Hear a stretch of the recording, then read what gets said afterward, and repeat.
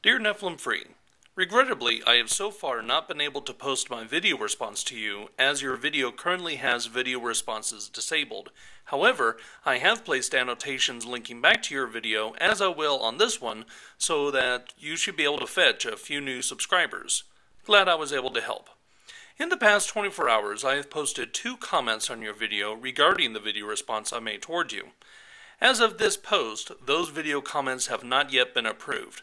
I bear no hard feelings, as it is your channel and your videos, and you are welcome to disallow any comments that do not meet your standards.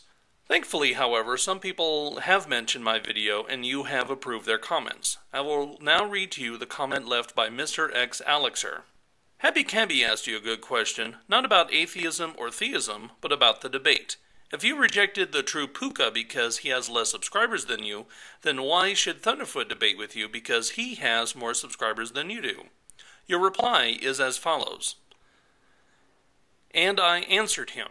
Here is my answer, you can like it or not, in which case I could care less. But it is what it is. I won't debate anyone with fewer subs than I have. My purpose for debating is to discredit and shame the most popular priest of materialism on YouTube. It is not to debate just anyone. I have a purpose for doing it. Now to this, I would like to commend you for your honorable goals, although as a point of contention, to my knowledge you have not responded to my comments. But nevertheless, as a Christian, you should have a goal to debunk the popular atheists on YouTube so long as you have the ability to do so, and clearly you have researched your creationism well. However, I don't think you understand that as an atheist, someone like the true Puka would seek a similar goal towards you. Your reputation as a creationist is well known on this site. You are one of the foremost proponents of creationism on YouTube. It is certainly would be a feather in one's cap if he were not only to debate you, but also to win such a debate. Which leads to me now to my second question.